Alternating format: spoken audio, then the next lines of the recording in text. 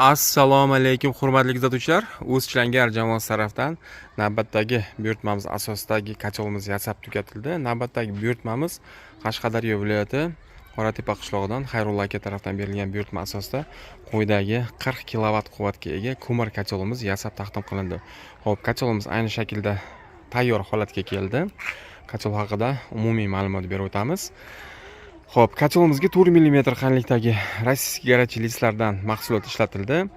Kacholimiz 100 kg ko'mir sig'imiga ega. Quvvati aytib o'tganimdek 40 kilovatni hosil qiladi. Gabaritlarni yaxshiroq his qilishimiz uchun mana yonida 10 kilovat quvvatga ega xonadonlar uchun yasab berayotgan kacholimiz ham qo'yganmiz.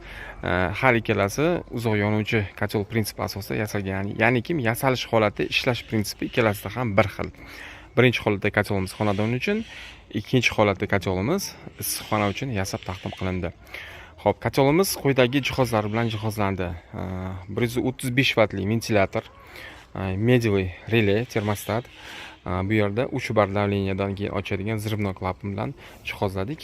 Buyurtmachimizni buyurtmalariga asosan kacholda 4 ta eshik bor. Asosiy ko'mir soladigan eshigimiz, teplobmeniklarimizni tozalaydigan eshigimiz, teplobmeniklar orqa tarafda vertikalniy holatda, ya'ni tik holatda qo'yilgan 4 ta teplobmenik bor. Shu teplobmeniklarni tozalagan vaqtimiz, demak, qurum tushgan vaqti tozalaydigan eshik pastdan, ya'ni qurimlarni olib tashlash imkoniyatiga ega bo'lamiz. Pastda esa ko'mirxona eshigi hisoblanadi. Bu ko'mirxona eshigimiz ham 2 seksiyaga bo'lingan. Birinchi qavatda shlaklarni olish uchun, pastdan esa kul olish uchun 2 qatlamga bo'lingan. Endi mana yaqinroq ochib ko'rish imkoniyatiga egamiz, yaqinroq tanishamiz. Ya'ni eshiklarimiz haqida umumiy ma'lumot beradigan bo'lsak, eshiklarda hamma joyda ruchkalari, ruchka kruchok bilan jihozlandi. Ya'ni kim bosgan sarimiz siqib borish imkoniyatiga ega bo'ladi. Eshiklar demak, mana bunday holatda ligrovka qilinish imkoniyatiga ham ega bo'ladi. Ya'ni mustaqil ravishda demak, eshiklarni tutash holati bo'ladigan bo'lsa, qisib bo'lgan holatda ligrovka qilish imkoniyatiga ega bo'lamiz. Eshiklarimiz ham 4 mm qalinlikdagi listlardan yasaldi.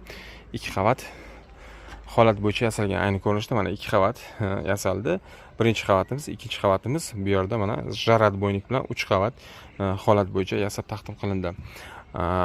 Asbestning shnurlarimiz, ya'ni bu sanliklar hisoblanadi.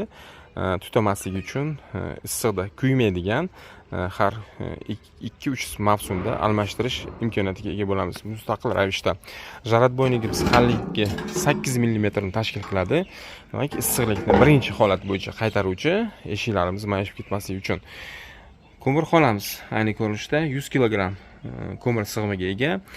Havo beruvchi kanallar ikki tarafdan havo purkaydi.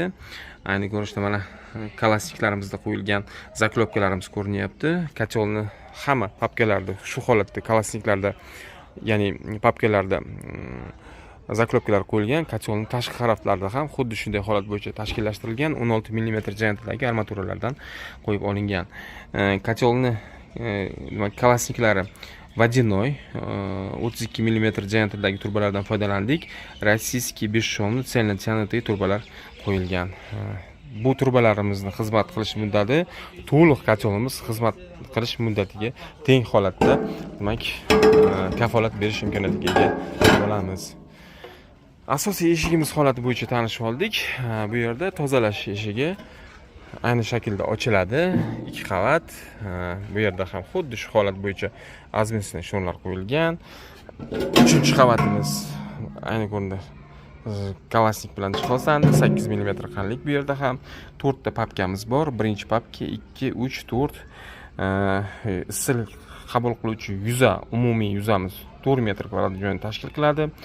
Oralari 5 cm dan masofa qoldirilgan. Kalasniklarimiz, ya'ni kim teplobmeniklarimiz qalinligi 3 cm ni tashkil qiladi. Bu eshigimiz bilan ham tanishdik. Pastki eshigimiz bu tozalovchi eshigimiz hisoblanadi. Bu yerda ham 2 qavat asbest shnurlar, kul oladigan kulxonamiz. Mana bu yerda 2 ga bo'lingan. Mana bunday shvillar qo'yganmiz, 12 cm balandlikdagi.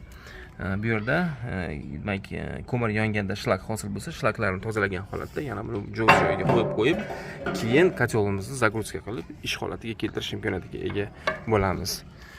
Oxirgi eshigimiz teplobeyniklarimizni tozalagan vaqtimiz qurum tushgan vaqti qurumlarni tozalab olish uchun ana shu eshigimiz tashkil qilingan. Mana shu joydan teplobeyniklar tozalangan holatda qurumlarni tozalab olish imkoniyatiga ega bo'lamiz.